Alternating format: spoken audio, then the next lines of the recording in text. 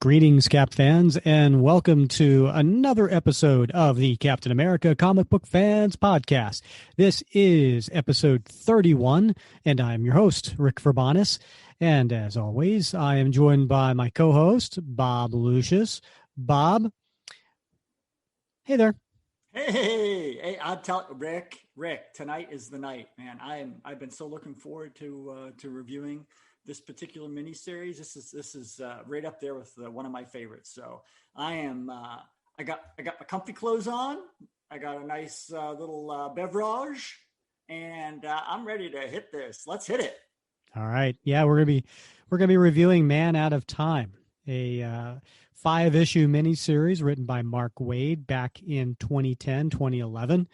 And we'll be getting into that. I guess before we get into that, just some news and notes of what's been going on. So if you haven't been to the Captain America Comic Book Fans Facebook page, you should check that out. We recently hit over 3,000 members. I think we're at 3,100 or something now. It just continues to grow. We get all kinds of people joining. And, recently, this past week, by the time you're listening to this, might be a couple weeks, but we had longtime editor and writer for DC Comics, Peter Tomasi, join the Facebook group. Now, he's not a Captain America writer, but he's a Captain America fan. And so it's always fun seeing basically the industry pros that are just Cap fans that just want to come and hang out. Yeah, I think that's really cool, Rick. I mean, especially guys and gals that maybe they haven't worked on Cap, like you said, but they're Cap fans. I mean, that to me, there's something about that. Like they're not obligated to love Cap; they just do. Right. Yeah. And Peter's just a fantastic writer. I mean, he just recently finished I want to say like a 2-year run on Detective Comics. Before that, he did Adventures of the Super Sons, which was a fun series. He's written Batman and Robin, Superman, Wonder Woman. You name it. I mean, like he's written the big ones, as well as many others for DC Comics. So cool having him on there. And so check out the Facebook page when you get a chance. All right, so getting into this story, Man Out of Time. So I'm going to paint the scenario here for everybody. Now it's written by Mark Waid. Now that name should be familiar to all Captain America fans because he was the writer for the end of Volume 1. He did back in 1995 and 1996. He finished off Volume 1, and then he came back with Volume 3. And he did the first 23 issues of that back in 1998 and 99. And then the same time he was doing that, he was writing Sentinel of Liberty 1 through 12. So he's no stranger to Captain America. He certainly knows and loves the character. So what's been going on in this time? So this came out, actually had a cover date of January 2011. So what happened in 2011? Well, 10 years ago, we'd be celebrating the 70th anniversary of Captain America. And basically at the same time, we had Captain America 612 came out, which was, towards the end of Volume 5 when the Ed Brubaker series. So Ed Brubaker's writing, Butch Guice is the artist. They're doing the trial of Captain America. And just before this story came out, Steve Rogers came back in the series Captain America Reborn, which was written by Ed Brubaker and drawn by Brian Hitch. So that's kind of what's going on in this story, this time period of Marvel right now. So I'm going to read the solicitation that Marvel put out for Man Out of Time #1. Beginning a 5-issue miniseries chronicling the rebirth of Captain America. When the Avengers pull a mysterious, tattered soldier from the sea, they unwittingly bring back to life the living legend of World War II, a man whose memories of a life 60 years ago are as fresh as yesterday. How will Steve Rogers, frozen in suspended animation for half a century, adapt to the world of the 21st century? Brought to you by a super scribe, Mark Waid, and Avengers Initiative artist, Jorge Molina. Okay, so basically, if we're going to describe this story, it's the story of Captain America, his first early days when the Avengers found him and when he joined the Avengers. And Mark Waid does a masterful job of just, as he's retelling his story, adding his own bits and pieces interwoven throughout. And it adds, I think, depth to the character. It adds more humanity to the character because, Bob, if you remember, right, our second episode we did for the podcast, we did Avengers #4. And so this is certainly going to be familiar to people who know Avengers #4, but it is going to be a lot more in depth. And so looking forward to getting this started. One of the, I think what you didn't mention, Rick, is in 2011, something else really important happened in parallel with what was going on in the Marvel comics. And that is, of course, Captain America, the First Avenger. Yes. Right? And so there was Marvel wanted to capitalize on the film, and they came out with a lot of different, and not just the miniseries, but some one-shots that were trying to put stuff on the shelves for folks who maybe weren't familiar with Captain America, but liked the movie and wanted to learn more about the character. And this series was one of those efforts to sort of introduce new fans to Steve Rogers, Captain America. And so it does a great job sort of summarizing what Cap was all about and how he came back from his destiny.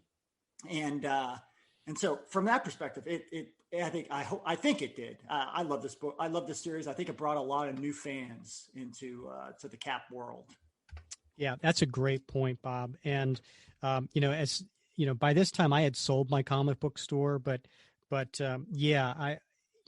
Marvel was great at knowing that the movies were going to stimulate a new audience, and some of them would find their ways to the comic book stores. And so the shop owners like myself would be like, well, if you're looking for something to get into that's really easy and it's not has 50, 60 years of backstory to it, here are some different options. And this was certainly a great one. So let's get going. So the cover here to Captain America Out of Time, and these covers were all done by Brian Hitch. As I mentioned before, Brian was the artist for the Captain America Reborn. So certainly trying to tie it into that as well. As we mentioned, the writer is Mark Waid. Then the artist is relatively newcomer at this point, Jorge Molina. He went on to do other things. He did some X-Men, some X-Force. He kicked off the A-Force series. He did some Star Wars for Marvel.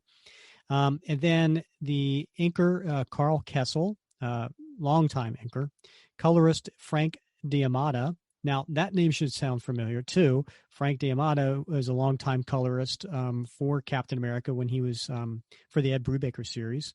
And editor Tom Brevoort. All right, so on the cover here of #1, we have Cap in the forefront. And then in the background, we have the Avengers, the early Avengers. We have Thor, Iron Man, Wasp, and Giant Man. And we have a frozen Cap in a block of ice. And then there's Hitler in the background. So we get to the splash page, and it's in black and white. And it's Captain America. And here he is holding a flag, leading a bunch of troops during World War II. And it looks like an old newsreel. And it is. We get to the next page, and we're in Leipzig, Germany in April 1945. And it looks like a bunch of soldiers are, basically has a little R&R going on, and they're just trying to sit back and watch this old, newsreel, which at this time was new, and they're enjoying it. And have Cap there in his, what would you call these? Just fatigues? Yeah. Those are fatigues, man. Okay, so he's there in his fatigues, and he's trolling, and he's not really paying attention to the newsreel. Bucky's there, and Bucky is going on and on about it. And so they ask Bucky, how do we get a newsreel, this far into Rotzi territory? And he says, "Who, me? I have my vase." "You have a vase? Nobody appreciates my red skull." Ways. Tell him, Steve." "It's true, Buck. Barnes here could fetch you MacArthur's pipe if he had a mind to. And Churchill's tobacco." Hey, best part. Cap's partner, Bucky. Now there's a hero for you. No fancy indestructible shield. Nothing but a smile. And a Tommy gun. But what a smile. And you see a guy there, he reacting. That was wow. Run it again. Glad to. If it lifts troop morale, right, Private Rogers? Oh, sure. And he's too busy drawing in his book. And so a guy comes over and he grabs it out of his hand. "Hey, Rembrandt, show a little respect. I didn't see you storming Normandy, Private. Cap's been on the front line since Pearl Harbor." "Captain America's not a god, Noonan. He's just a soldier." And all the guys stop and turn around and look and they get up out of their chairs and they come up to him. "Take that back." And then Bucky intervenes. Whoa. What Rogers means was we're all doing our part. We got Hitler on the run, and Toho ain't far behind. Heck, they're saying we might all be home before the autumn leaves fall. Noonan, where are you headed once this war's over? "Back in the ring. I was Golden Gloves. I'm going to be the next champ. What about you, McElroy?" "I want to open a restaurant. Maybe I'll get Rembrandt there to paint me a sign." "You paint signs, Rembrandt?" And he's sitting there reading a Marvel comic book. "I'd say he's more of a pen and ink man." "Nice drawing, Rogers. That your girl?" "Is that what you're going back to? You'll be a civilian soon. Going to be an artist once the soldiering's done?" I'm not sure. To be honest, I haven't time to give it much." 10 hot. At ease, Rogers. Barnes, grab your gear and come with me. Cable from 5-star Simon himself. The two of you are shipping out to London." "Huh? Sarge, they just got here. This ain't a hotel. They can't just come and go." "And yet, that's us. Two vagabonds. We go wherever we're needed." So they get on their backpacks and they're walking out. And so one of the guys says to the Sarge, "Sarge, we don't get it. What makes them two so special?" "Search me. But whatever it is, it's big. I got orders straight from command. Whoever they are, they got friends in high places." And then as they're walking away, they look at the screen and then they look back at the two of them. No, it couldn't be. So then we cut to the plane, and on the plane, Bucky says to Steve, "Hope those guys will be okay, Steve, now that they're down 2 GIs. 1, you're not formally enlisted, remember?" They didn't know that. Besides, way I look at it, I'm saving the government $46.50 a month. Which reminds me, I need to borrow $46.50. So where's Army Intel sending us now? British Air Base says here.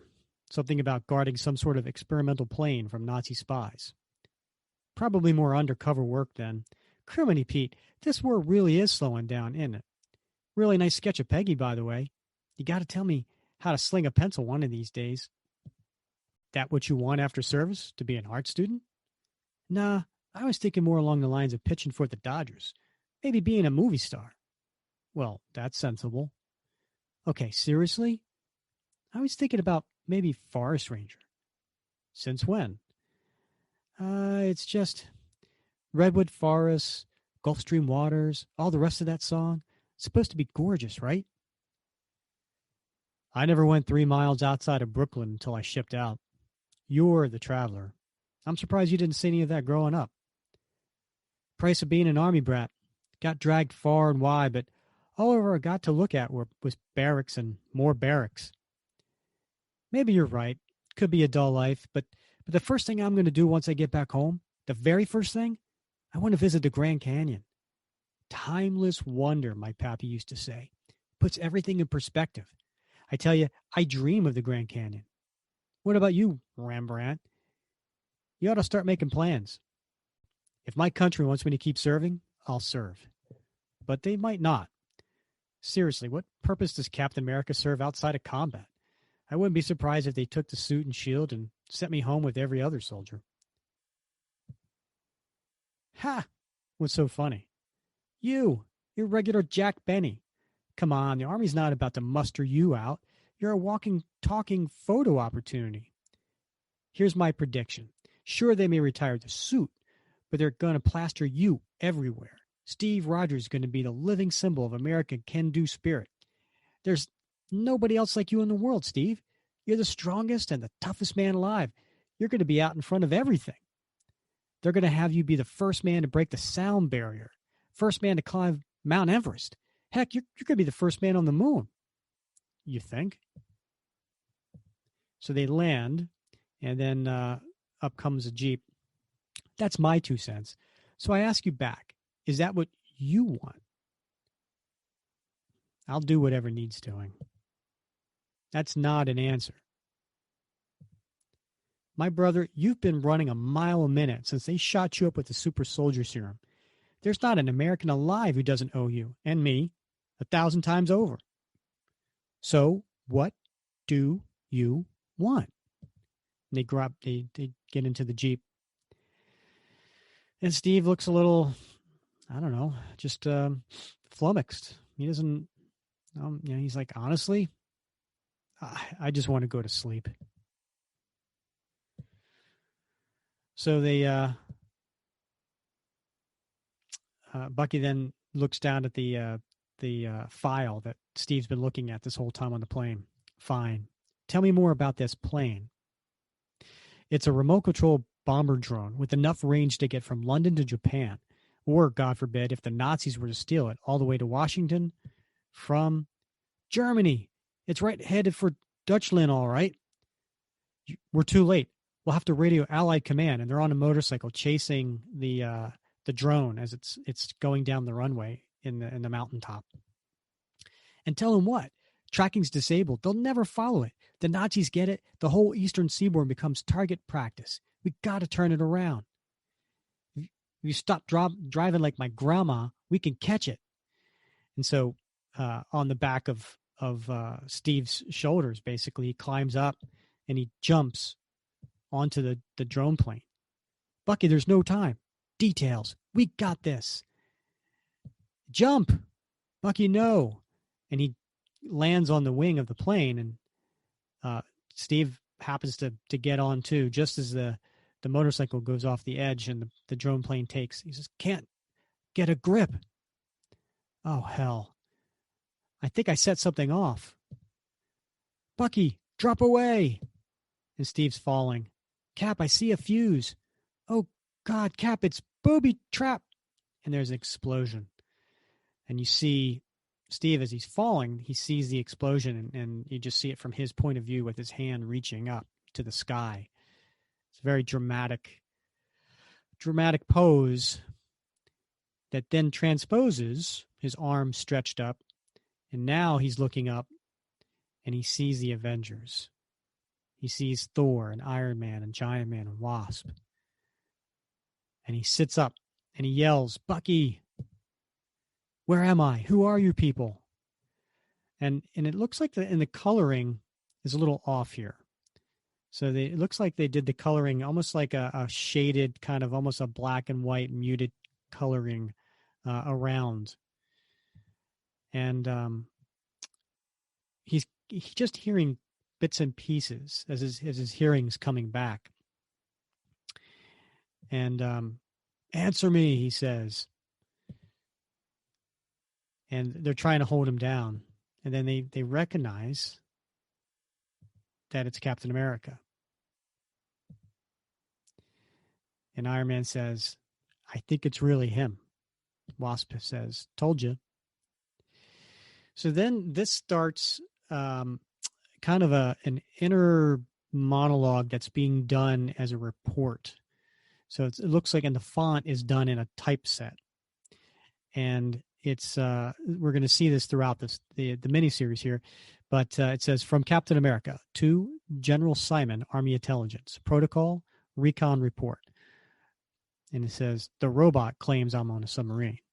I have no other frame of reference. Tinkerbell is attempting to put me at ease, but she and the circus strongman are visibly unnerved at my presence. They say they have no information on Bucky, that they found me floating underwater in, quote, suspended animation. They are pretending to be friendly, but it's obvious they're withholding something. I volunteer nothing.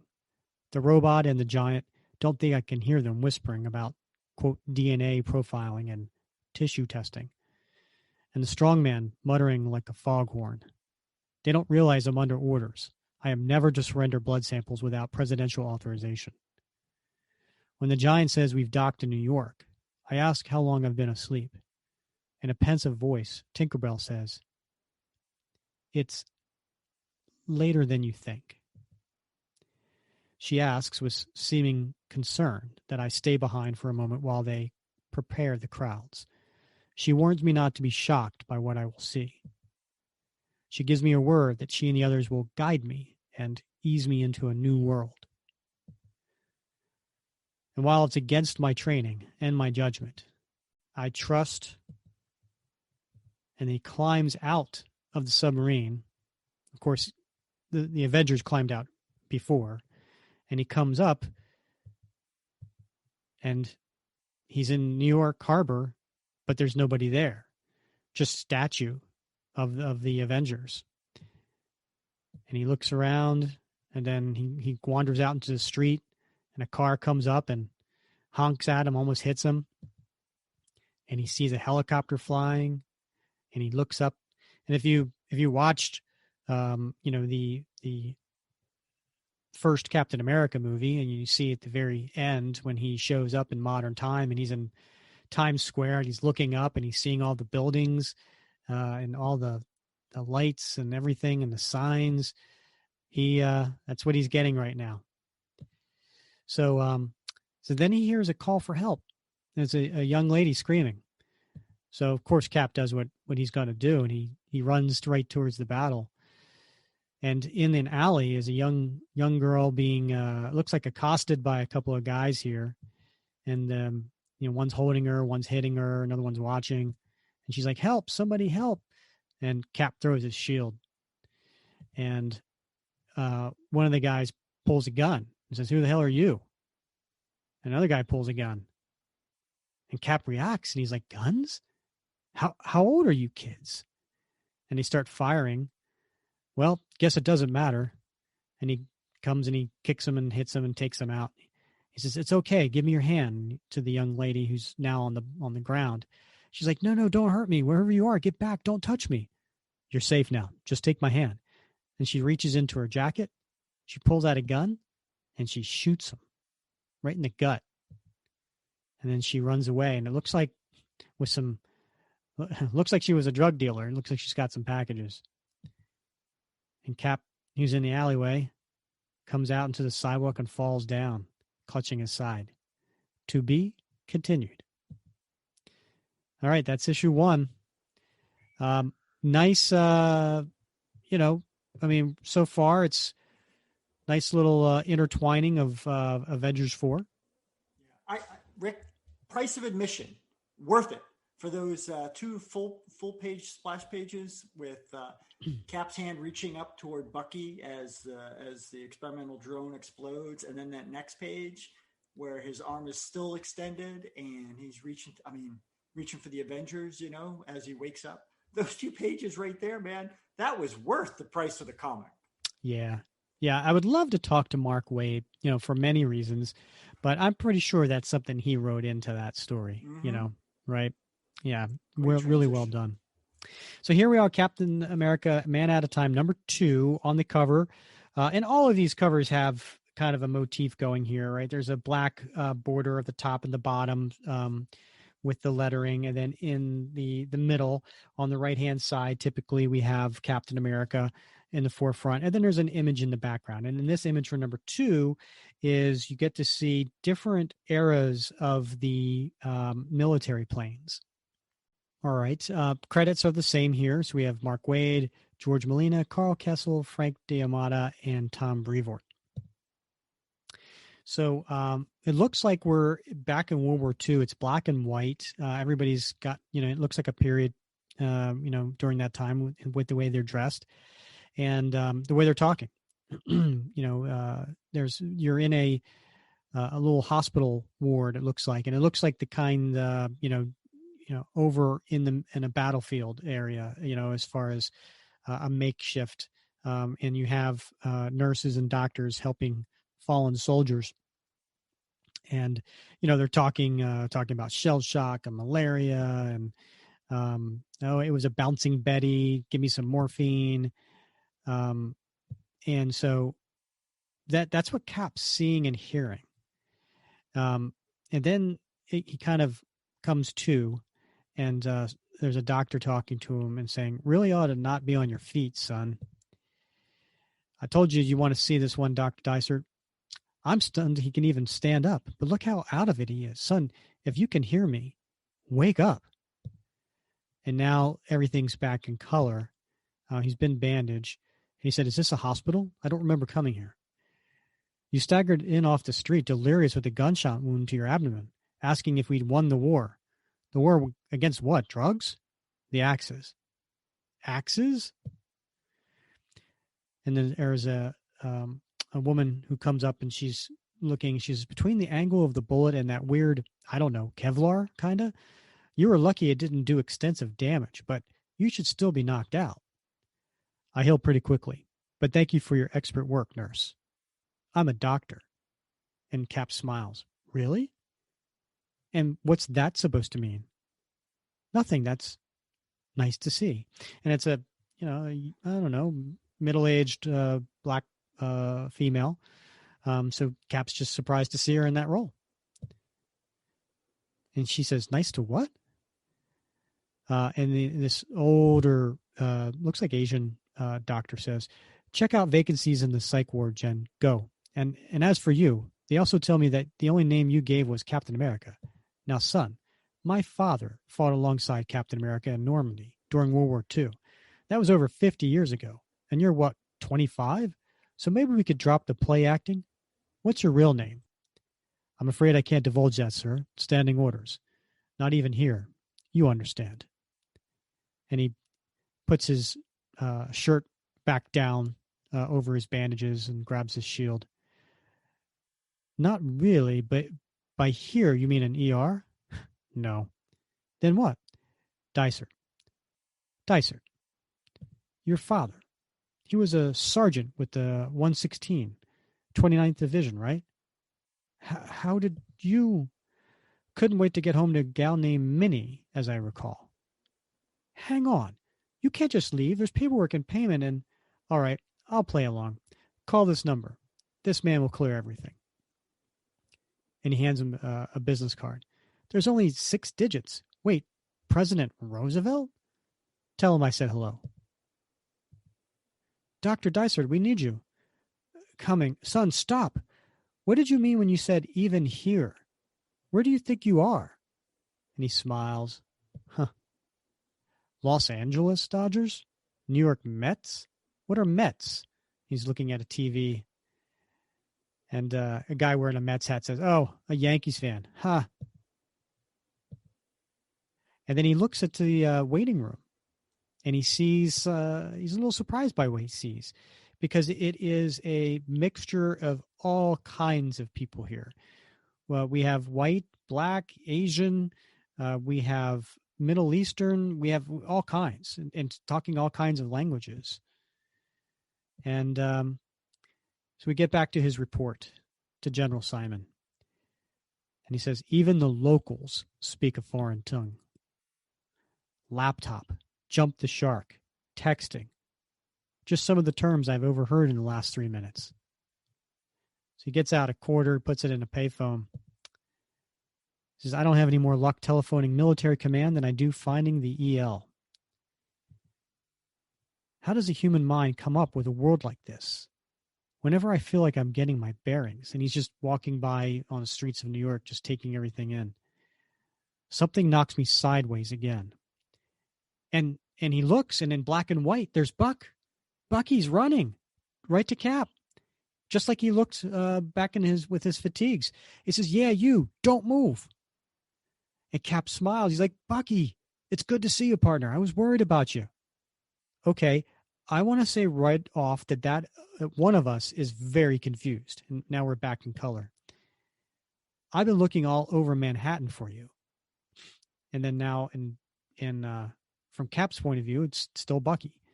They say a guy dressed like Captain America was seen near the submarine dock when the Avengers went missing. Were you with them? I was. They pulled me out of the ocean.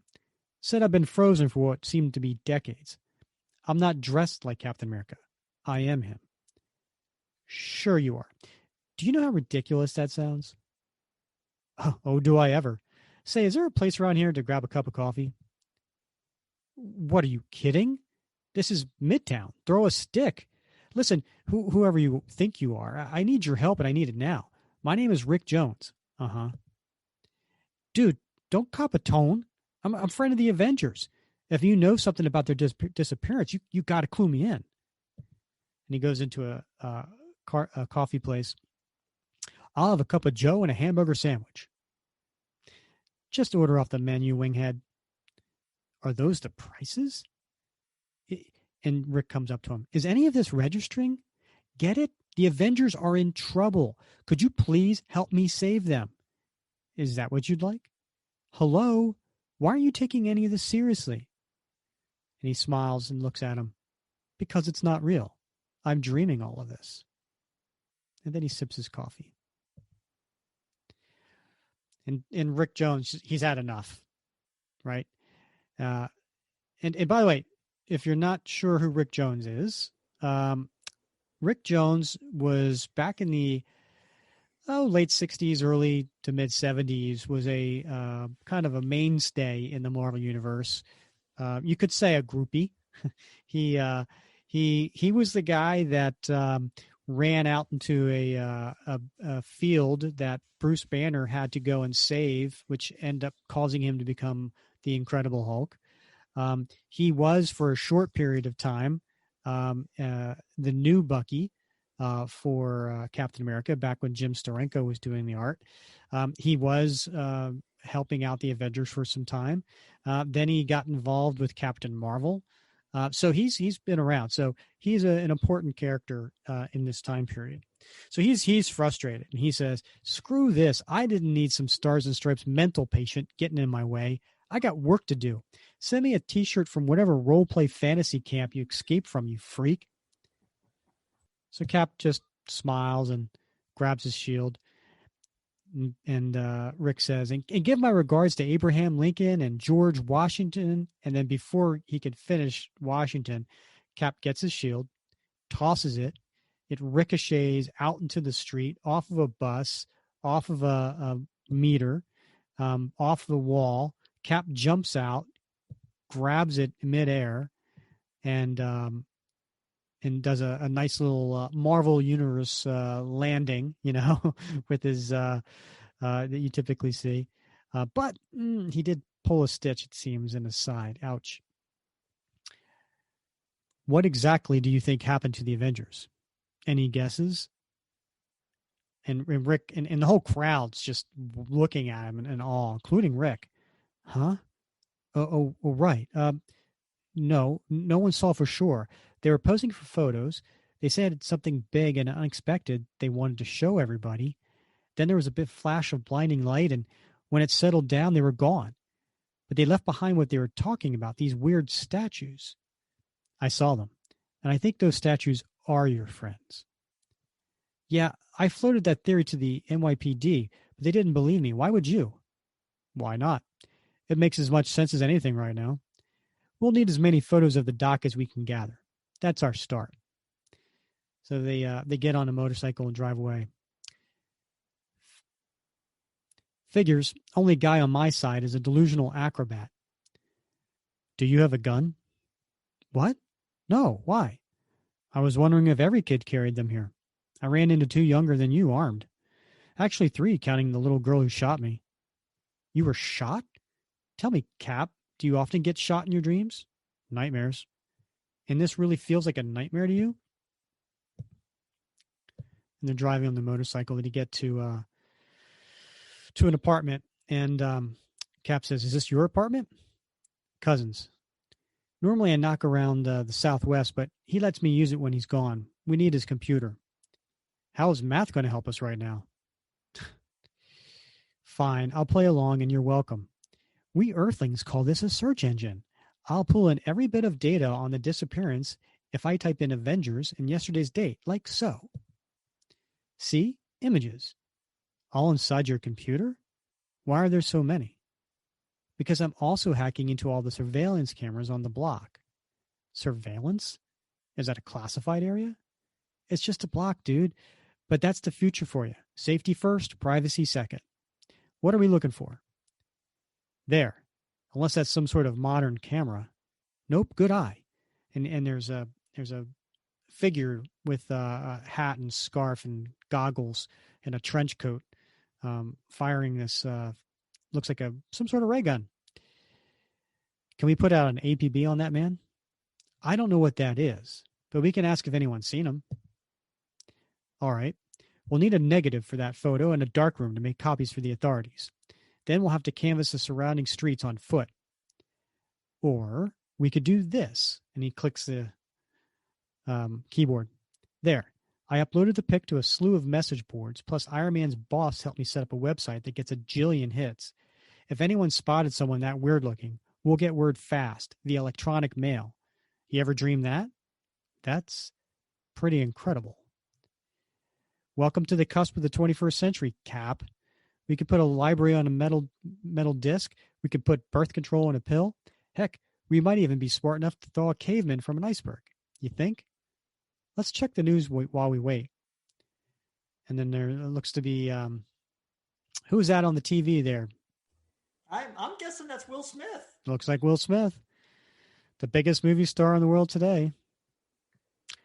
And then Cap starts clicking on the keyboard. What did you call this again? A search engine? Rick, you know what's so cool about this, man, is what? that, they're juxtaposing, modern technology against what Cap is used to. But that was in 2011, man. And how much has technology changed since 2011, right? I mean, websites and message boards. Yeah. That's pretty crazy stuff. You're right. Left that behind now. Well, that's like, what's fun also too about going through some of these comics, and I'm talking, 80s, 90s, is looking at the ads. What comic were we did a comic not too long ago that was I think early 2000s, and it had an ad for a flip phone, in the comic. Yeah. So, yeah. So Cap's clicking away, and he says, "Oh my God, the intel we had was dead on. It says here the war in Europe was over in early May. That's only days from now." So Rick finds on his phone, bingo, 3 sightings north of Union Square, which leads us to the desk clerk at the Gramercy Park giving us a solid maybe about a hotel guest. This time of day, we're way better off taking the 6 train than my motorcycle. And Cap's gone. And he looks like he's up on the rooftop running. And we cut over to the Daily Bugle. And here's J. Jonah Jameson yelling at Peter Parker. "You say he's where? 14th and Broadway, headed east? Send Urich. No, Leeds. Leeds can run. Parker, you too. Don't come back without pictures." And then there's a news reporter where just hours ago, local activists protested, "Wait, forget me, get him. Get the shot, ladies and gentlemen." You're seeing live footage of the mystery man who just hours ago brought Midtown to a standstill with a superhuman display of acrobatics. Is he an actor? Is this a publicity stunt of some kind? Or is there a new hero on the scene? And then you have Reed Richards in his lab looking at a screen of Cap. And then now we're at the White House, and we have the president sitting behind the desk of the Oval Office. And one of his men coming up to him saying, "No one authorized this, Mr. President. Whoever he is, he's a wild card. But our best men are already on it. We will get answers." So then we cut to the apartment where that figure was that took that with the ray gun, and Cap busts in through the window with his shield. And there's a little skirmish going on. He knocks down the figure. He says, "Who are you? Talk." And it turns out it's an alien, and it's saying, reverse, no hurt, can reverse ray. And Cap says, "Huh, you're a man from Mars. Of course you're a man from Mars." And he starts laughing. And Rick Jones busts in through the door. And he sees the alien on the floor and Cap sitting on the bed laughing. And he says, "Okay, I missed the party." And the alien says, "No hurt. We'll fix Avengers." That's an alien being on the floor. This seems like an awkward time for me to keep insisting that this isn't a dream. And Cap says, "I know. You kind of always knew, didn't you? I really wasn't sure, but I'm still not 100% sure. But I'm as convinced as I'm going to be. What changed your mind?" And he cuts back to when he was on the computer. And he sees that Franklin Roosevelt passed away April 12th, 1945. Cap says, "He was our leader. He got us through the war to end all wars. And he didn't live to see it. I could never have dreamt something so cruel." And there's a tear in Cap's eye. "Come on, let's go fix your friends. Rick, was it? Rick, I'm sorry if I alarmed you earlier. I'm not a mental patient. I'm just someone who needed something to hang on to for a little while." And at this point, the black and white Bucky version is turning into the color version of Rick. "But I told you the truth. I'm an American soldier. I've been asleep since 1945, and now what? Now I have to go home. To be continued."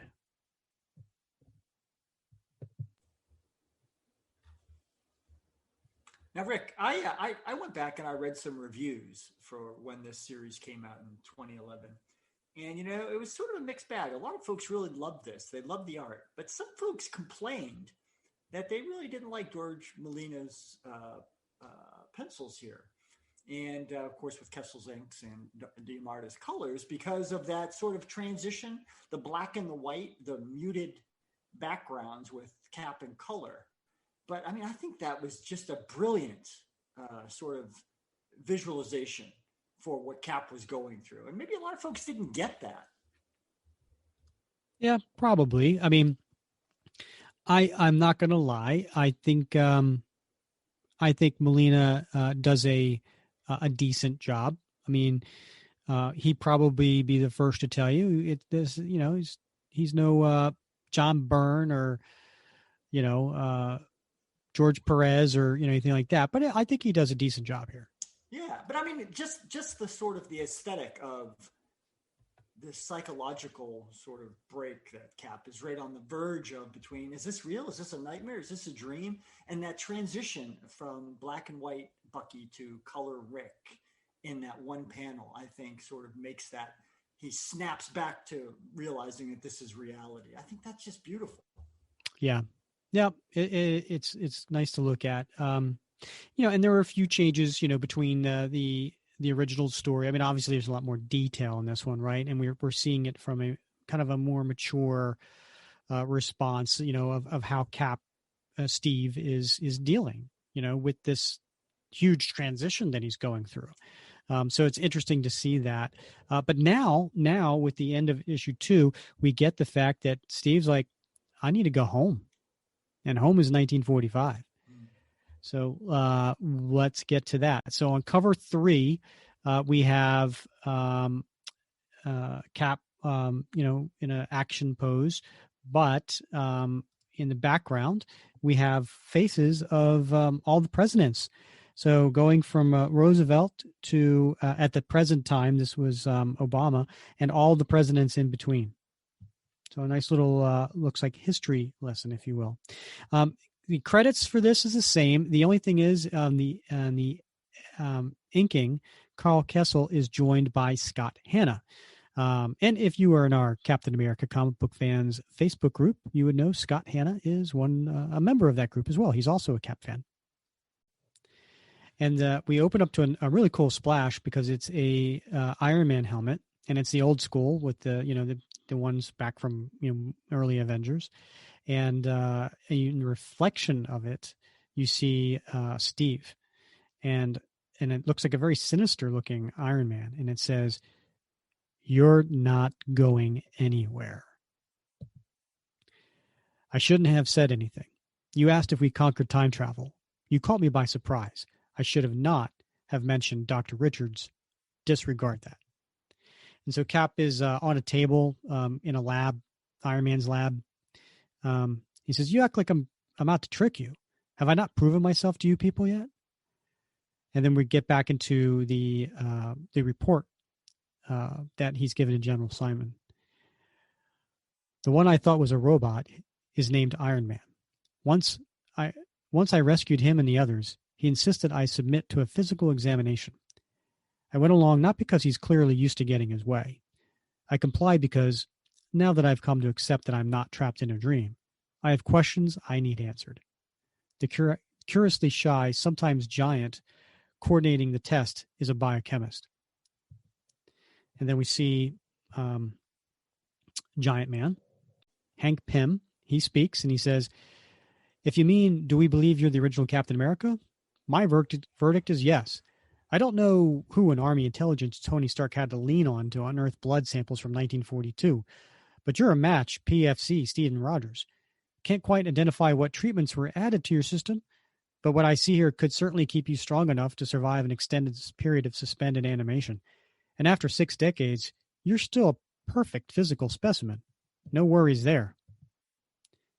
So Steve gets off the table and leaps. "So I'm plenty healthy enough for the return trip." Iron Man says, "That's not the issue. Soldier, listen to me. Dr. Richards' machine has no proven reliability. It's been used, twice? There's no record that your friend Bucky survived his death or that you ever reappeared in 1945.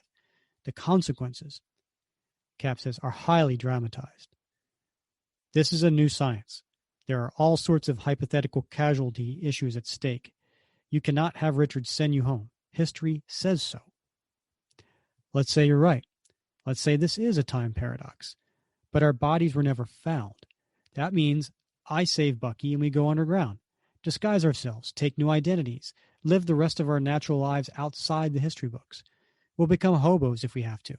I don't care. Small price." That's not how it... Back me up, Giant Man.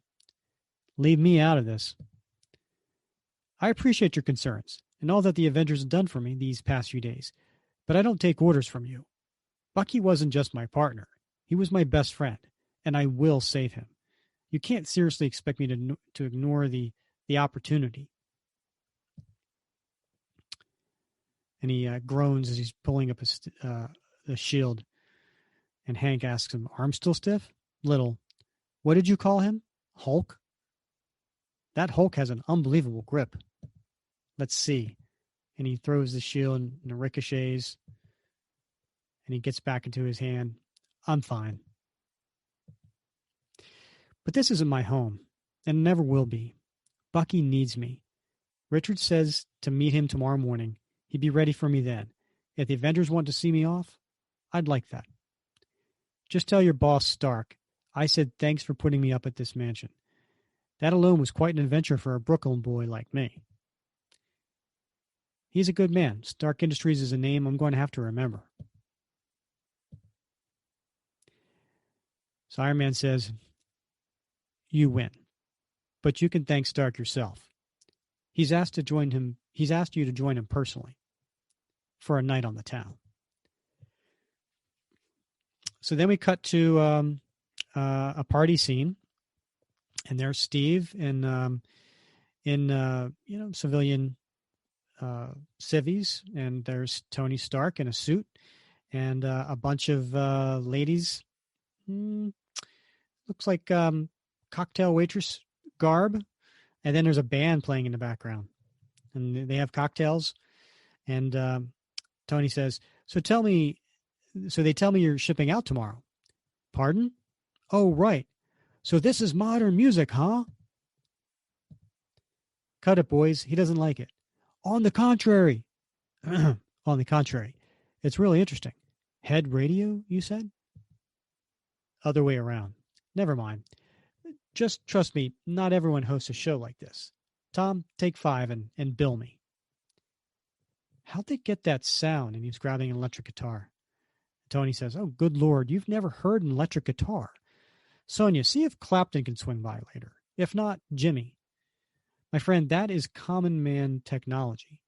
What you should be asking is, gee, Mr. Stark, how did they get that sound inside the $2 billion prototype whisper quiet jet Luxicraft of tomorrow? Or, as I like to refer to it, the Stark Industries party carrier. Leave your seatbacks and tray tables wherever you like. I have to be honest, I was afraid you'd be a little too straight-laced to enjoy this. Oh, I'm shocked. I'm probably blushing. But I'm not complaining. Glad to hear it. Sushi? Sure. I'll try it. Iron Man says you're in munitions, Tony. What's the state of peace nowadays? Are we still allied with the Soviet Union? Well, largely, since we brought down the Berlin Wall. That's great. What's the Berlin Wall? Oh, my. And he gets out a remote and he gets out of the projector and he starts playing some things for Steve. Gets him a little history lesson here. And he shows him the Berlin Wall.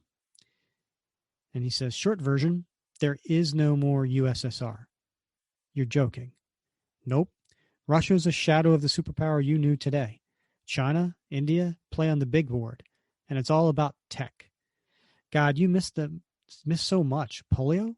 Gone. Gone. Cancer? Treatable. Organ transplants, pacemakers for ailing hearts, disease immunization, all things we take for granted. We use ultrasound to take pictures of unborn babies to reduce the risk of miscarriages. Imagine that. You want more? I'll give you more. So next, they're off the plane, and they're in the museum. And Cap says, should we be in here? And it's late at night. And Tony flicks on all the lights. I made some calls. Welcome to the Smithsonian National Air and Space Museum. Constructed in 1976. I practically lived here as a boy. I can still do the tour by heart. That, for instance, is the Bell X-1, the first aircraft to exceed the speed of sound. And this is the X-15, which took us to the edge of space. You say that like we haven't been any further. That's disappointing. I'd have thought, who's telling the story? We're walking. But yeah, you got me. On July 20th, 1969, one small step for man led to a giant leap for mankind. And he takes him to the actual lunar craft. He says this was the day an astronaut, an American astronaut no less, climbed off this and onto the moon. And Cap's just looking at it, stunned. And he smiles. We did it. I mean they. No. We is fine. Go ahead, strike a pose. He'll make a hell of a Christmas card. And he takes out his phone and takes a picture of Cap by the shuttle. What came next, Mars? Not yet.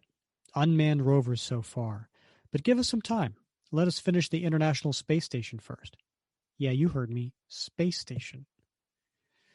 Space flights become so common we launch as many as 9 orbital shuttles a year. The glamour took some tarnish in 1986 after Flight 51L due to some stupid, pointless mechanical error. It exploded 73 seconds after launch, live on TV. And Cap looks at the Challenger crew, and he sees the crew. And Tony says, and now, when we reach for the stars, we do it in honor of the Challenger crew. And in this, you see, mostly men, and then one woman, and you have different nationalities. And Cap says, and they're all honored, right?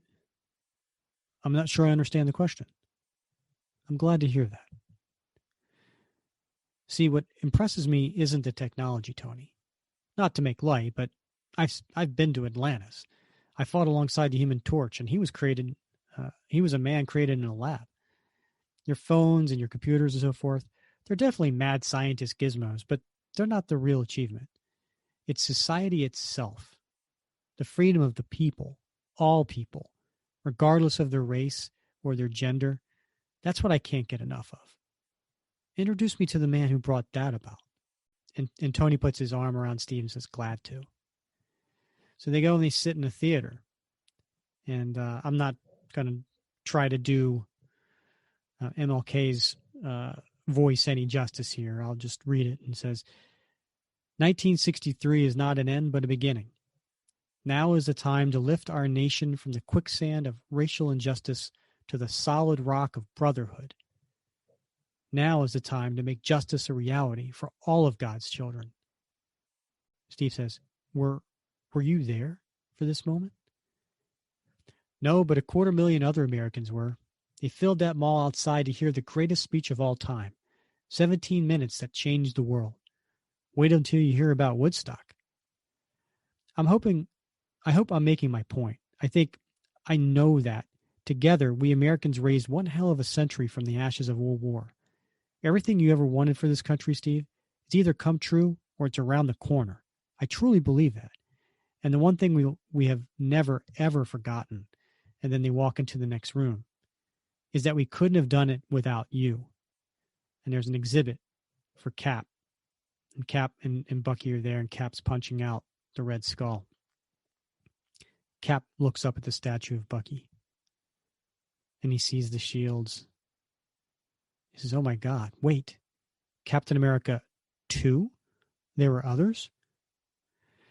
And so Tony then explains Cap's and Bucky's. When you went MIA, the government covered it up. They elected to keep the shield and stripes alive on the home front to bolster the country's post-war morale.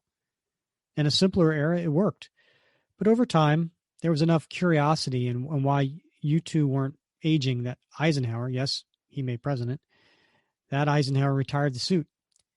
During the ever cynical 80s, the truth eventually came out, but it never detracted from what you built.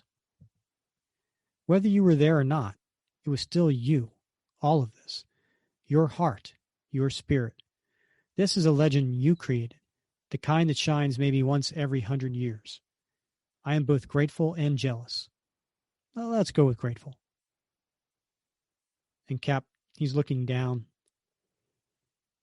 and he says, I should be thanking you. Not at all. I'm just glad you're seeing the world through my eyes. There's so much here for... What are you doing? And Cap's taking his shirt off, and underneath is his Captain America uniform. Do you know who my immediate commanding officer is in this day and age? No? Neither do I. I'm not even sure who to ask. But assuming the president is still commander-in-chief of the armed forces. He is, but then the one man I know for a fact can accept my resignation is just up the street. Wait? What? Did I offend you or something? No, you did me a favor. You showed me that others can carry the shield and do it justice, and that Steve Rogers can go home with a clear conscience. No, that's not what I... Check the exhibit. My tour of duty as Cap is already finished. This just makes it official. Steve, Cap, hang on. Cap goes off. Tony pulls out a phone. Damn it. Okay, meet me afterward. I'll call ahead for you. See that you get the proper reception. So Cap's at the White House. And he's walking into the Oval Office. And there's the president. Now, we can't make him out due to the art. There's the sunlight's coming in through the window behind, so you really only get a silhouette of the man. That way, this is a timeless piece, so nice job by the artist here. And the president says, Good morning, Captain. This is quite the unexpected pleasure to have the opportunity, on behalf of the entire nation, to express our collective gratitude toward an American icon. At ease. And Cap was saluting, and he's now at ease. And the president sits down in his chair. Can I get you anything? Coffee, water, Medal of Honor? I'm fine, sir. Thank you. Good, good. So Tony briefed me on the entire situation, and Captain, I'd like to invite you to reconsider staying in light of all that he's shown you and all that I can show you. I'm aware that this world seems like science fiction to you, but I can offer the full support of the office in making what I'm sure seems like a daunting transition. Certainly, the Avengers would be glad to have you, or you can work directly for me in whatever capacity you desire. Or you could take a well-deserved break and kick your boots off. I'll make sure you can do anything, go anywhere. You've earned it. And so Cap reaches into an envelope and takes out his Avengers card. He's handing it to the president. And he says, I appreciate that, sir. I really do. But I don't belong here, and my friend needs me. I get that. If I were in your place, I'd feel the same way. That's what makes this so hard. Captain, I can't have you going back. I'm sorry? It's not your fault. It's not anything you or anyone has done. But think about it. Even before Tony gave you tonight's civics lesson, you'd already seen and heard things that could change history. While you were on your way over, I conferred with Dr. Richards about this. Reluctantly, he had to admit that the way he's proposing to help you is so untried that the hazards outweigh the benefits. A headline, a technology, even a name, anything you might reveal back in 1945, however accidentally, could have unimaginable repercussions on the here and now.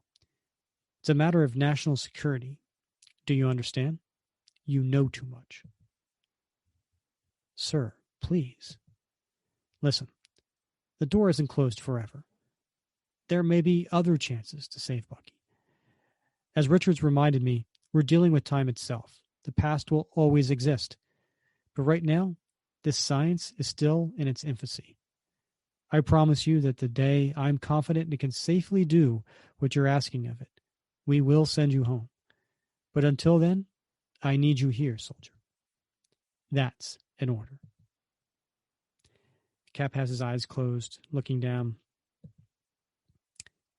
And then his eyes open, and he salutes. And he walks out the Oval Office. And Tony's on the phone. He says, how'd he take it? The president says, how would you? He's been under discreet observation since he walked out. I've ordered my men to back off, give him his peace. But his mood should turn. Tony says, don't worry about that, sir. Our man will keep a close eye on him. That I guarantee.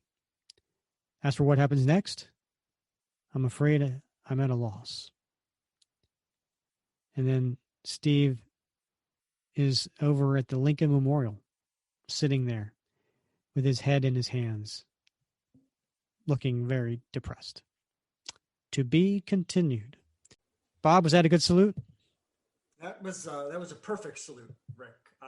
In fact, I'm going to be posting that later as a instructional message for all the Cap fans. But in all seriousness, Rick, that last page, man, on that issue, man, that is powerful. Cap with his head in his hands at the feet of the Lincoln statue and the Lincoln Memorial. Man, that is something. Yep. All right. You know, we're about to get a lot more interesting here. So we've got 2 more issues to go. We're racking through these pretty quick, and it's about to get pretty interesting. All right. So issue 4, again, Cap in the forefront. In the background, we have all kinds of versions of what's been going on with space, with different rockets and shuttles and space station. So again, taking us through a little history lesson of what's been going on there. All right. Now we're at the we're opening scene, and it's a dark, stormy night. and we're at the Arlington National Cemetery. And Cap's walking along the row of all the headstones, and he's got his head down. And right above him is Thor. He says, "Captain, locating thee these last few days has been a matter of no small difficulty. What brings thee to this mournful place on such a dour eve?" And the lightning cracks behind him as he's in the sky. And Cap says, "Immersion, I suppose. An opportunity to reflect on wars I've never even heard of, if that makes any sense. Hundreds of thousands of Americans, fighting men, buried here. Thor, markers as far as the eye can see. But not a one for James Buchanan Barnes. He was the most courageous soldier I ever knew. Without hesitation, he put his life on the line for this country more than anyone ever has. With his dying breath, he saved the entire nation. He shouldn't be forgotten. He should never have been cheated out of the glory he so rightfully earned. I have to find some way to save him, Thor. I have to. He deserves that. You, of all people, alive for what, centuries? With more battles under your belt than any man I now know. You should understand the tragedy of all this." Thor? And Thor looks kind of ticked here. "I comprehend fully what thou hast to say, and that is why I am so bitterly disappointed in thee." "Pardon me?" And he takes his hammer and points it at him. "'Tis true, Captain. To mine eyes the lives of Midgardians burn like fireflies, short and bright and beautiful, and often it taxes me to mind that what seems like an afternoon to one such as myself could be years, even decades, to a mortal man. But I am not the only one capable of losing perspective. From all that have said in this lad Bucky, he died the most exalted of deaths, a hero's, in combat most noble, the dream of all true warriors of any realm, for the reward it brings. Now, because of his selfless valor, James Barnes strides the eternal halls of great Valhalla, where the brave live forever in revelry and celebration.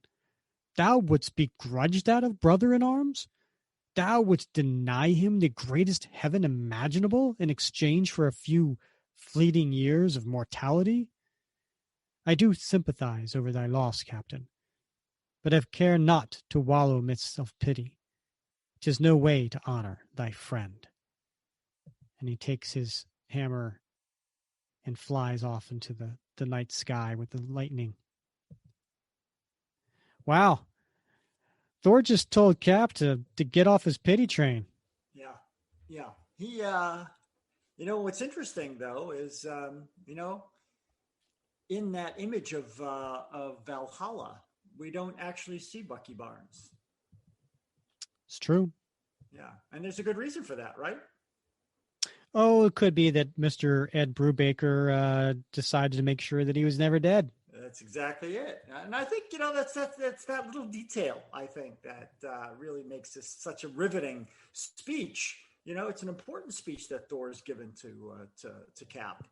But that detail is not lacking in the artistry of this issue either. So, yep. So, well, Cap continues down two paths here. He's going to, as Cap, fight alongside the Avengers, and then as Steve, he's doing his detective work, trying to come up with some way to honor Bucky Barnes and to see what's going on. So we have a kind of different panels here. So he keeps going down and trying to find records, and he keep getting no.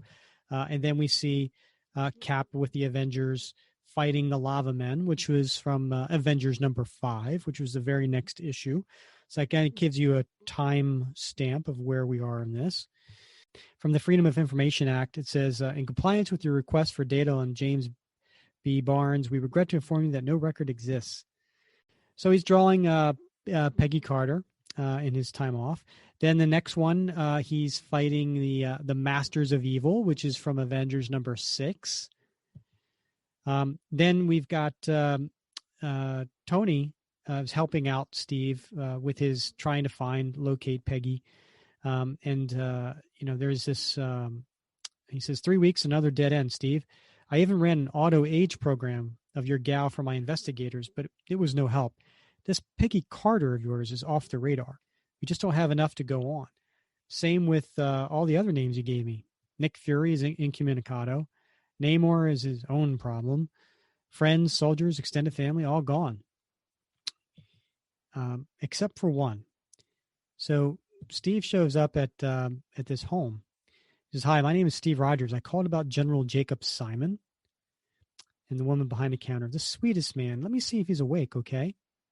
And by the way, is this a little nod to Joe Simon? Yeah, I mean the physical appearance, right, is uncanny. Yep. So we've got an elderly man in a hospital bed with the oxygen tank, and he's sitting there reading a book. And the nurse says, "Knock, knock, General. There's a young man here to see you. He says he's an old friend."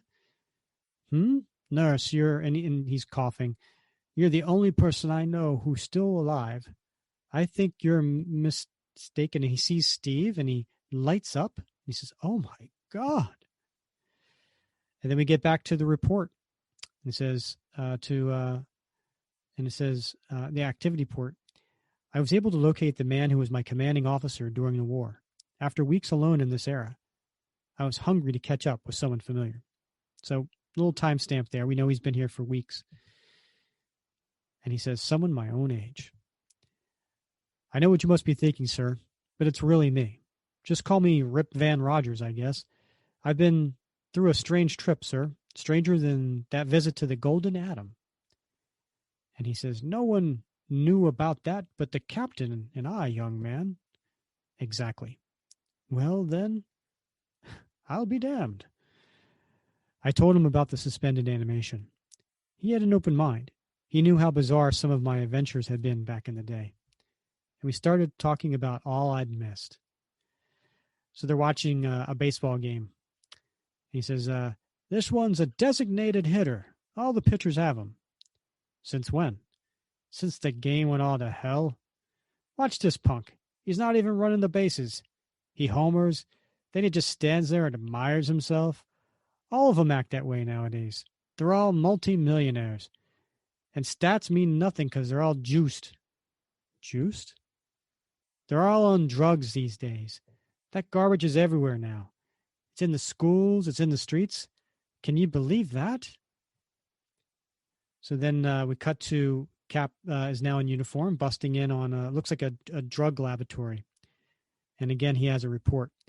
Time had been fairly kind to the general, but he's had good days and bad. He was at his sharpest when he was angry. He was angry a lot. We began having that in common. So he's back there the next day. "You mean to tell me?" "Oklahoma City. 168 lives lost to a terrorist attack on American soil. This country's lousy with militias and hate groups. It's disgusting. Steve, they've invented crimes you've never even heard of. Carjacking, identity theft, human trafficking." And we cut to the next scene so we're basically going back and forth. Cap's doing Cap stuff. And then in his off time, he's visiting the general. And he comes across right across the border, a truck full of immigrants. The report says, "The general took me through the history Tony Stark had glossed over. Watergate, the Pentagon Papers. The press was free to the point of irresponsibility, but the scandals it brought to light were far worse. Colonels had been caught funding rebel armies. A president had resigned to avoid criminal prosecution. We lost a war in Vietnam. How in God's name did we lose a war? Used to make things in this country. You'd leave the service, get an education with the GI Bill, then settle down into a good union job. No more steel work. Pittsburgh's collapsed, and Detroit will be a ghost town soon enough. Everything's computers." So then we cut to the Avengers mansion, and Tony's handing out identity cards So on that, and he says it's a headquarters key, a comm link with a red alert alarm, fully programmable in every respect, water thin slide keyboard, permanent battery. Shall I go on? Rick Jones says, "Can I stop you?" So we cut back, and Steve and the general are playing chess. You say Stark showed you the "I have a dream" speech. It was incredible. It truly was. It moved a nation. Did he tell you what happened to the man who gave it? No. And then we cut to Steve saying, Bunky once asked me to what I want to do after the war. I didn't have an answer for him. 60 years later, I still don't. And then you see Iron Man talking to the Avengers. He says, and the Pentagon has alerted to some possible UFO sightings. Nothing verified, but if they're legit, they would map to some explained radiation blips over some key city. So, Cap, do you mind listening to me when I talk to you? And then we cut back to Cap visiting the general, and they're watching TV, and there's a hotline, one of those 1-900 number TV commercials. And Steve says, all I know is that this isn't what I thought we were building. This is what Captain America stands for now. Phone sex and an 18th place education system. It seems so worth fighting for. It's easy to fight when you're winning. And some, who knows what time had passed, maybe a day or two, a week, but the general passes. And in the background this whole time was a framed picture of Captain America saluting with a flag behind it, and it was signed by Captain America. And it was something, I guess, the general had kept all these years. And so the nurse says, he wanted you to have this, and she hands the framed photo to him. She says, thank you for visiting him so often. Thank you, Carol. You were a great comfort to Jacob. This facility is lucky to have you. Oh, no, I'm a private nurse. I was hired by the general. We're fully staffed up here. Well, I'm sure you can find other work. Soon. Otherwise, I'll have to go back home. If it's a financial matter, I can give you... It's immigration law. I do some cleaning work, but that's unofficial. Is it really so bad where you're from? There's family. We hadn't much money, but the countryside is beautiful. I am loved there. I do miss it. So Steve says, and yet you're willing to scrub toilets to stay here? And she turns and smiles and says, it is America. And she leaves. I think that's poignant. Yeah, that's poignant. Jiminy Cricket, Rick. This is just like, there's good and bad, right? Yeah. I mean, Tony being the one who, he says, I wanted you to see this through my eyes, Steve. And, Tony's a futurist, right? He sees what everything can become, and he sees the good. Now, chances are maybe he glossed off over a few things purposely, but, he was talking about all the great things about our country and all the things that have happened since 1945. And then the general who lived since that time period, he brought up all the things that weren't so good. And he had a lot of anger. And both sides are right. Both sides certainly, have every right to their point of view because both sides are true.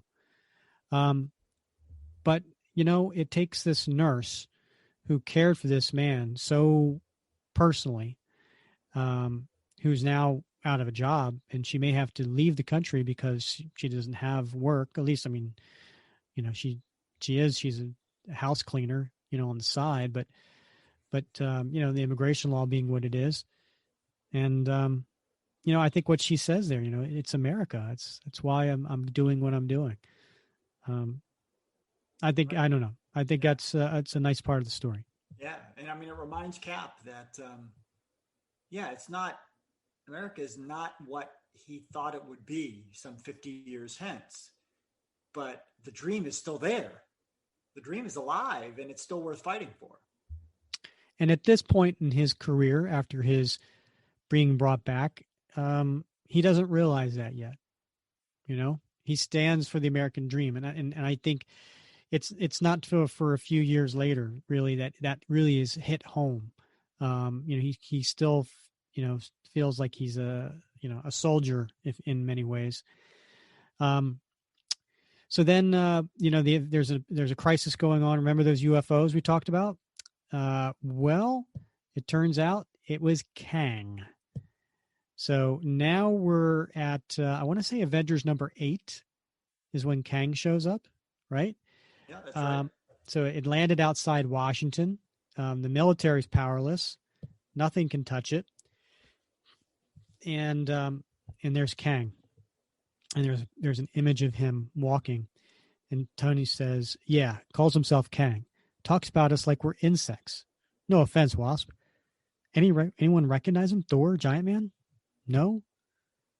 And then Steve says, well, and he starts to talk, and Tony says, you got something? No, I was just going to mention his bearing, the way he carries himself. Not like a warrior, like a commander. Whoever he is, he's not accustomed to being challenged. Yeah? Too bad. And then there's a little montage of the battle that we see from Avengers 8. And Kang says, pathetic. I come all this way to battle with you, Five? Does it please you to learn how vastly history has overrated you? And then we get back to the report from Captain America. The tyrant and the pantaloons took advantage of our overconfidence and laid us out like 10 pins. Even Thor can be injured by his own hammer when it's hurled hard enough to split the moon. Pretending not to be unnerved, Iron Man demanded to know where this being had come from. No one was prepared for the answer. I come from 2,000 years in your future. I'm a time traveler. He was far more than that. Compared to the other adversaries I faced here, Kang was a god. Anyone who could knock Thor off his feet. I've been marching back through the centuries, taking what pleases me and erasing what doesn't. And I can't decide which applies to you. But my guess is that you'll make very valuable slaves now that I declare myself the sovereign king of this era. To your cells. And he zaps all of the Avengers off to the cells, but Cap stops. He uses his shield to stop himself from going into the cell. I'm no one's slave. And he comes and he hits him. There's something about you, Flagman. And he sniffs him. Oh, that's it. You're not from here either. I place you about, what, mid-century, 1940s perhaps? And Cap hits him really hard. And there's a little blood. My, they had spirit back then, didn't they? And Cap nails him again with the shield over his head. And this time, that ticks Kang off. You insufferable little gnat, be gone.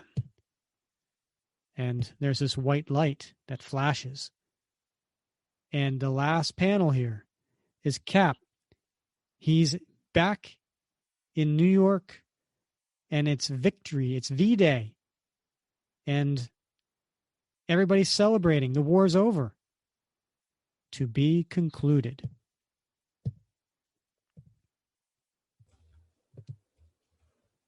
This is just getting better and better, Rick.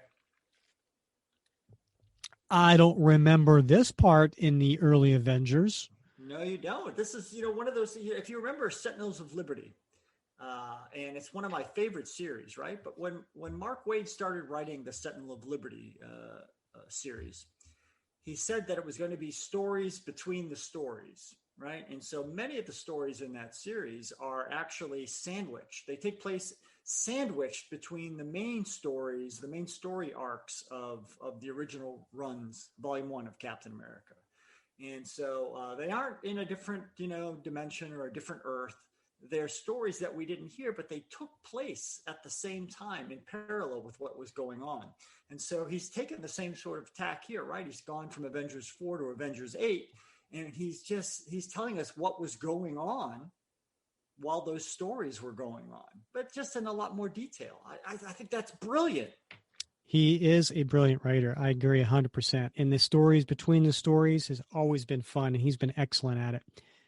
All right, last issue. Let's get this going. Number 5, and in the background is the Avengers, the Fantastic Four, Bucky, Spider-Man, Wolverine.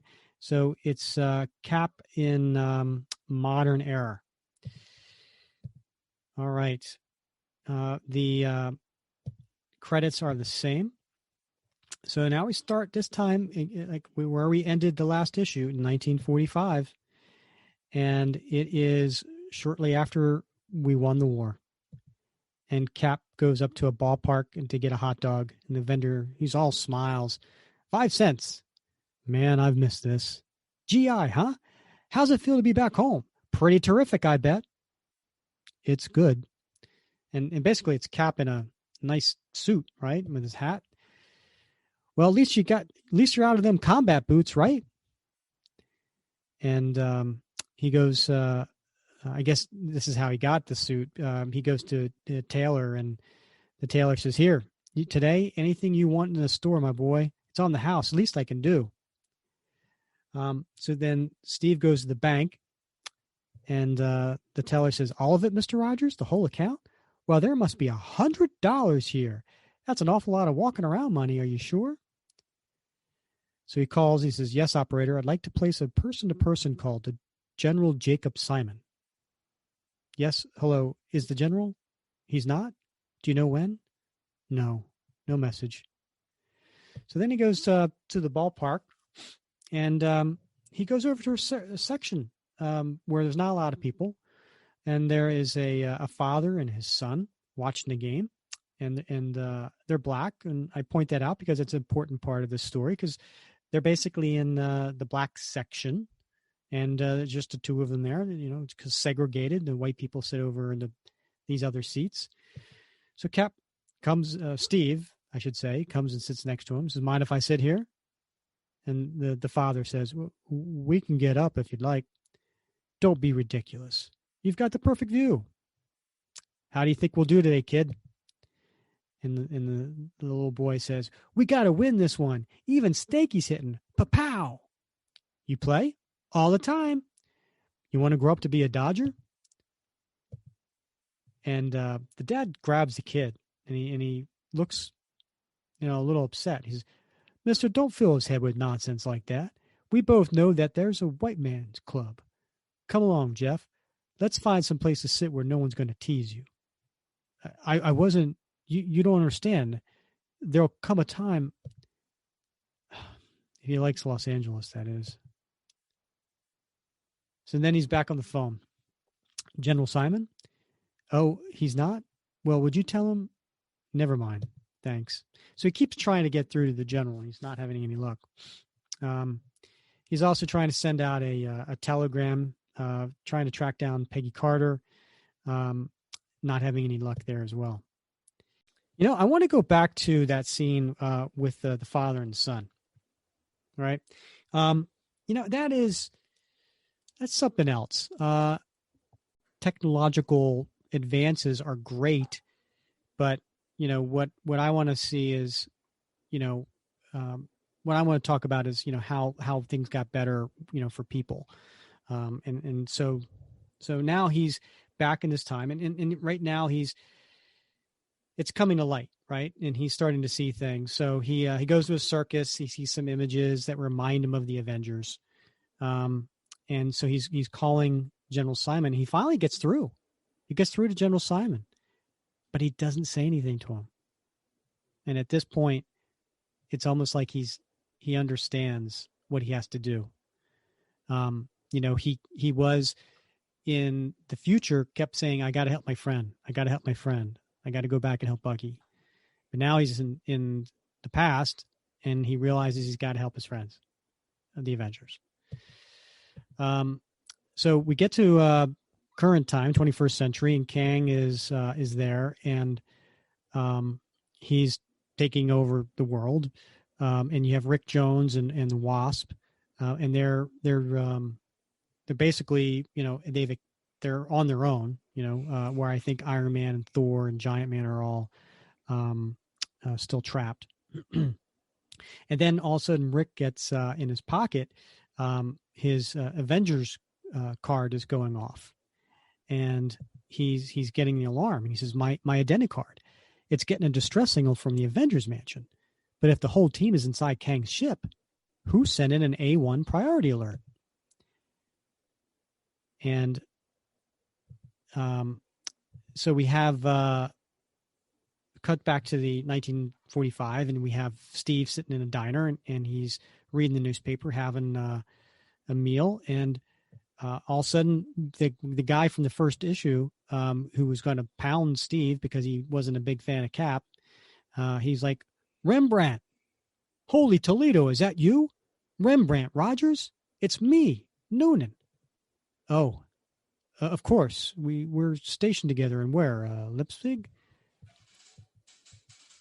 Right. Hey, how's that little guy you used to buddy up with? What was his name? Barnes? He didn't make it. Oh, geez, no. I'm sorry to hear. Cigarette? No, thanks. So, how's stateside treating you? Are you still serving? To be honest, I'm not sure. What does that mean? Forget it. What about you? You must be glad to be back. You know it. Big, thick steaks every night. Plenty of 5-cent cigars. A brand new Roadmaster on order, even if gasoline's up to 18 cents a gallon. That's the life. Boy, I tell you, people don't realize how good they got it nowadays. And at the time, Steve says, mm-hmm. And he's watching a man slap the waitress on the butt. You don't seem convinced. It's odd. All I wanted was to be back home, Noonan. And now that I am, I don't feel ready to put down roots. Why is that? We all got to get readjusted, am I right? Don't be sad. Be proud. We fought the good fight and the job is done. It's not that simple for me. I had these friends, and the last time I was with them, they were in trouble. Was it anything like Barnes' kid? He was pretty scrappy. Funny. I was about to say not at all, but yeah, you'd be surprised. Maybe that's why I can't let go. I couldn't help Bucky, and now I failed them too. Oh, heck, I'm late meeting my girl. I wish I knew what to say, Rembrandt, except good luck. I don't know what you mean by failed them, but if it's that important, there's nothing you can do? They're too far from here. There's no way on earth to get to them. Well, you know what Captain America says, Rogers? There's always a way. Ouch. So then we cut back to Steve in his room, and he's looking down. Not always, Noonan. And I'll tell you why. I sometimes in the Captain America group, we have the best members, great guys, great gals. We have, they're all true blue Captain America fans. But I remember one time they had some World War II Golden Age caps up, and it was, like during those covers, we've talked about this, right? They dehumanize the Germans and the Japanese on there because we were at war, right? That's what we did, and one of the things that you do in war with propaganda is you try to dehumanize the enemy. So it was very, ugly in a way. And I remember one of the members of the group said, the good old days. I miss the good old days. And the only thing I could think was, yeah, I guess it was the good old days as long as you were white, straight male. I mean, and that's what this story is about, right? Is about the progress that we've made, and yeah, we can look back on, days of our youth or days of our fathers or parents' youth or grandparents' youth and refer to them as the good old days. But it depends on who you were and where you were in that situation. We've made a lot of progress in a lot of ways. And so I think this story kind of brings that to light. Yeah. Well, Rick, there's there, this term gets made fun of a lot these days. In fact, there was an article just was published, I don't know, yesterday, today, and one of the great colorists of Captain America, guy who worked on multiple issues, posted this article, and I read it recently, and it talked about this idea of wokeness, right? Like it's a bad thing. Now, your friend of mine posted this article because he was not that he agreed with that, but just an interesting article. But that word gets used a lot, and it has a very negative connotation. But what we're seeing here is Steve Rogers has gone to the future, and he's seen a different future, and he's gone back now, and he's seeing things that he never saw before. Right? Things that maybe right. He wasn't sensitized to, because they were sort of seen as natural and normal and necessary.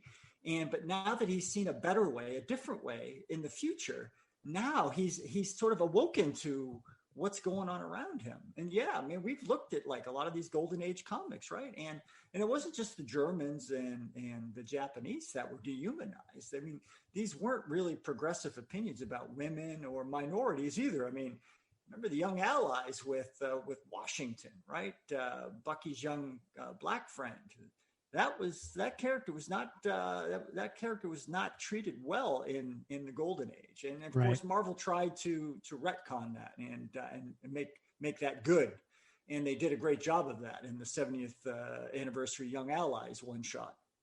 But yeah, I think that's an important lesson to draw from this particular miniseries of how Steve sees the past differently.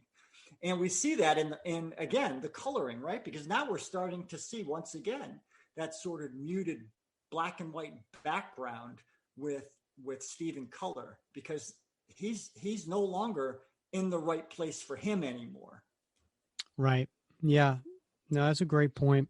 He, now that he's been in the future and he's seen how things were, and again, like you said to Tony, these not this time. And he looks at his card, his Avengers card, and he looks like he gets an idea. And so we cut back to the current time, and there's Jarvis telling Master Rick, these are Mr. Rogers' quarters. There's something in here that's sending up the mother of all emergency signals, Jarvis. And so we cut back to 1945, and there's Steve writing a note. Rick, if you're reading this letter, there's still a chance. And then we cut back to the room. Where was it coming from? You tell me. Keep looking. And they're going through Steve's room trying to find the noise. Stark said the identicards are fully programmable with a lifelong battery, so I'm putting that to the test.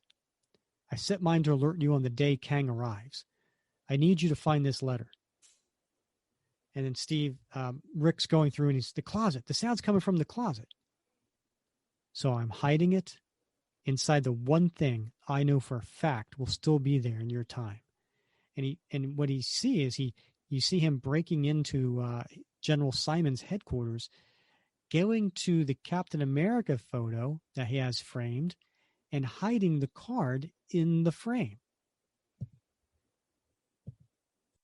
And then we cut from 1945 to present time, and there's Rick holding the frame, and sure enough, the noise is coming from there. And the instructions say, I'm outside Camp Lehigh, August 22nd, 1945, 2300 hours exactly. And if we have one prayer of saving the Avengers, Rick, you have to take this letter immediately to Dr. Reed Richards. And sure enough, Reed Richards comes through with the time machine, and he comes to right exactly where Cap said he'd be. Hey, soldier, heard you need a lift. Hop aboard. So this is the infamous time machine, did Rick? Got word to me in New York. The rest of Fantastic Four are busy keeping Kang's soldiers away from the UN building. But when he showed me your letter, I know you might just be the X factor we need to turn the tide against that monster. I have to get back to my team. You take the Fantastic car, it's yours, and fast, because the last time I saw Rick, that fool kid was threatening to sneak aboard Kang's ship himself.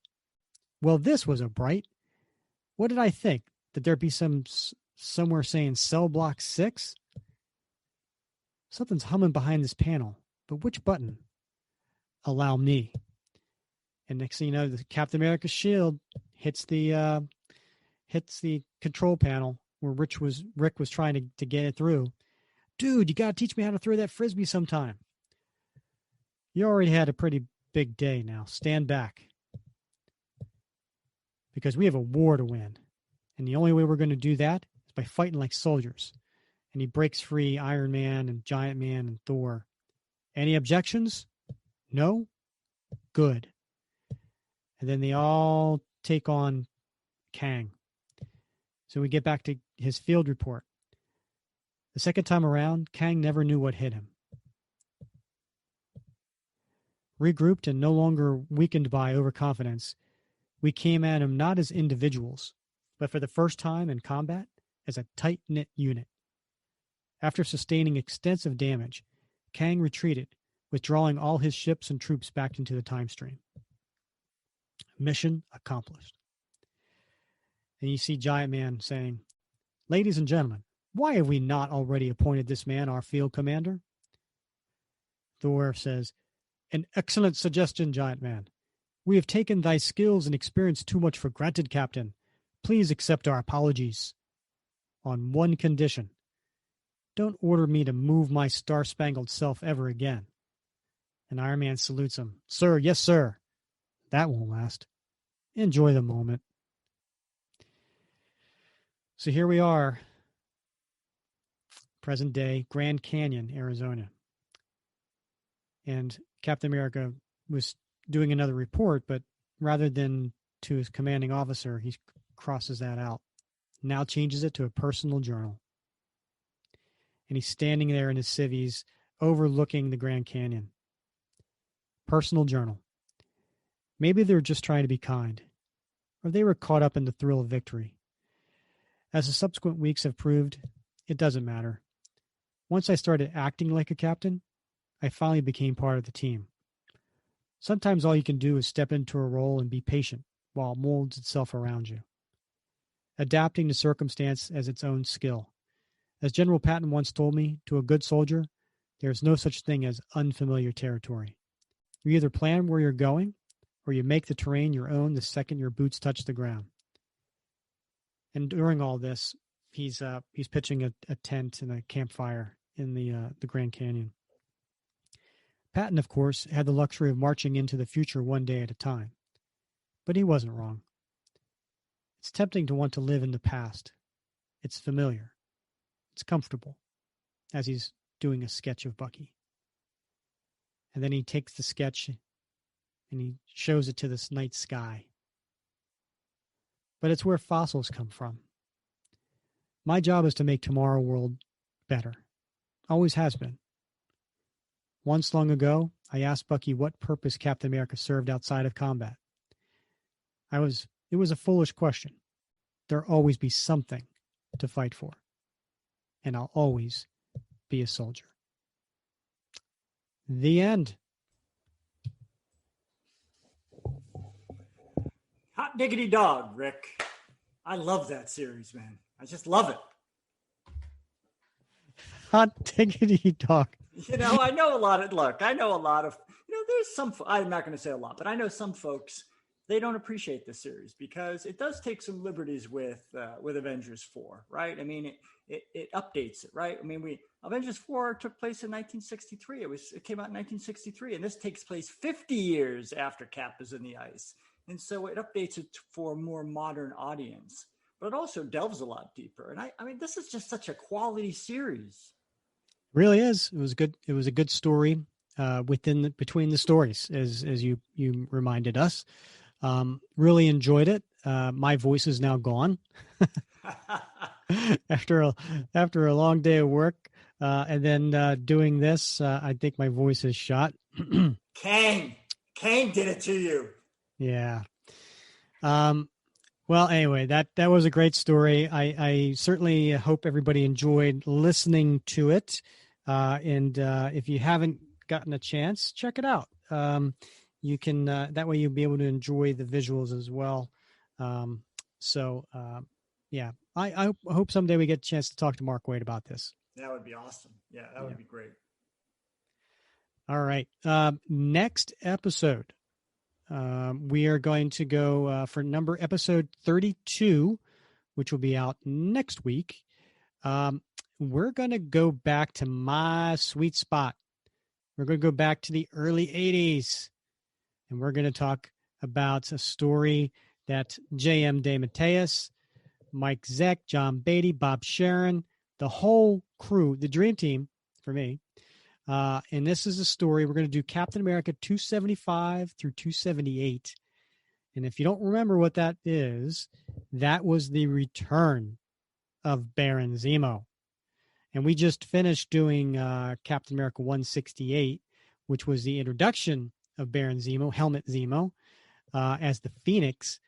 But J.M. DeMatteis decided 10 years later to bring him back. And if you're curious of what happened to Zemo after he fell into that vat, we're going to see his story of revenge against Captain America. So that'll be fun. I'm looking forward to that one. Yeah, that's a great arc. I mean, there's so much going on in that arc. Besides just the Baron Zemo bit. So it's a really great story. Absolutely. Well, Bob, as always, it's been fun wrapping cap with you. Yeah. I'm going to say it again. Hot diggity dog, Rick. This was a great, great choice. All right. He's Bob Lucius. I'm Rick Verbanis, and you've been listening to the Captain America Comic Book Fans Podcast.